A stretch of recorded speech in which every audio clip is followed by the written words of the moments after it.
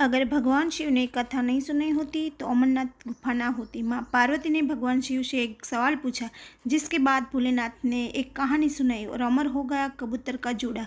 अमरनाथ धाम हिंदू श्रद्धालुओं के लिए बहुत महत्व रखता है। जम्मू कश्मीर की वादियों में स्थित अमरनाथ धाम जाने के लिए भगवान शिव के भक्त साल भी इंतजार करते हैं। चार धाम की तरह भक्तगण इस पूजनीय यात्रा का जीवन में एक बार करने की इच्छा अवश्य रखते हैं। अमरनाथ यात्रा के बारे में कहा जाता है कि यह भोले की मर्जी से बिना भक्त नहीं पहुंच पाते। जिसे भगवान शिव बुलाना चाहते हैं वही उनका दर्शन कर पाते हैं। अमरनाथ यात्रा हर साल जून जुलाई के महीने में शुरू होती है और इस साल भी यह यात्रा शुरू हो चुकी है। अमरनाथ की यात्रा बेहद रोमांचक क्योंकि है यह यात्रा धरती पर स्वर्ग के जैसी है। हिमालय की गोदी में स्थित अमरनाथ हिंदुओं का सबसे ज़्यादा आस्था वाला पवित्र तीर्थस्थल है। अमरनाथ की खासियत पवित्र गुफा में बर्फ से शिवलिंग का बनना है। प्राकृतिक हिम से बनने के कारण ही इसे हिमालय शिवलिंग या बर्फना बाबा भी कहा जाता है। अमरनाथ हिंदी के दो शब्द अमर अर्थात अनश्वर और नाथ अर्थात भगवान को जोड़ने से बनता है।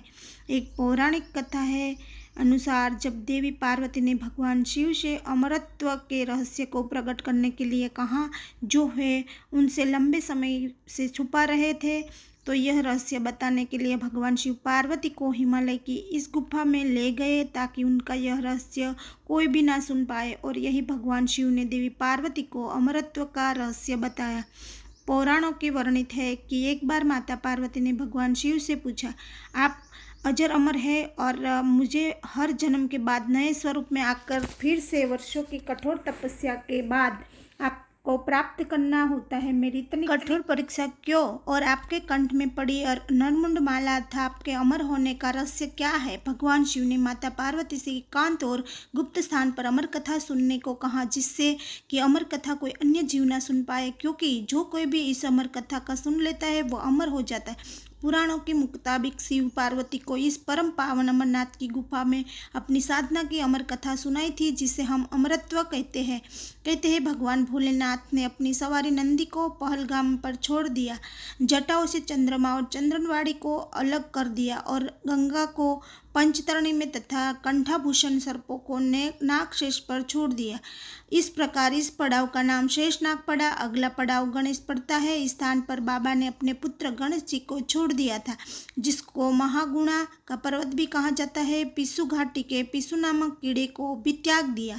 इस प्रकार महादेव जीवनदायिनी पांच तत्वों को भी अपने से अलग कर दिया। इसके बाद माँ पार्वती साथ उन्होंने गुप्त गुफा में प्रवेश कर किया और अमर कथा माँ पार्वती को सुनाने शुरू की। कथा सुनते सुनते देवी पार्वती को नींद आ गई और वह से सो गई, जिसका शिव जी को पता नहीं चला। भगवान शिव अमर होने की कथा सुनाते रहे। उस समय दो सफ़ेद कबूतर शिव जी की कथा सुन रहे थे और बीच बीच में गूं गूं की आवाज़ निकाल रहे थे। भगवान शिव को लगा कि माता पार्वती कथा सुन रही है और बीच बीच में हुंकार भर रही है। इस तरह दोनों कबूतर ने अमर होने की पूरी कथा सुन ली। कथा समाप्त होने पर भगवान शिव का पार्वती को ओर गया, जो सो रही थी। जब महादेव की दृष्टि कबूतर पर पड़ी तो क्रोधित हो गए। उन्होंने मारने के लिए आगे बढ़े। इस पर कबूतर ने भगवान शिव से कहा कि हे प्रभु, हमने आपसे अमर होने की कथा सुनी, यदि आप हमें मार दोगे अमर होने की यह कथा झूठी हो जाएगी।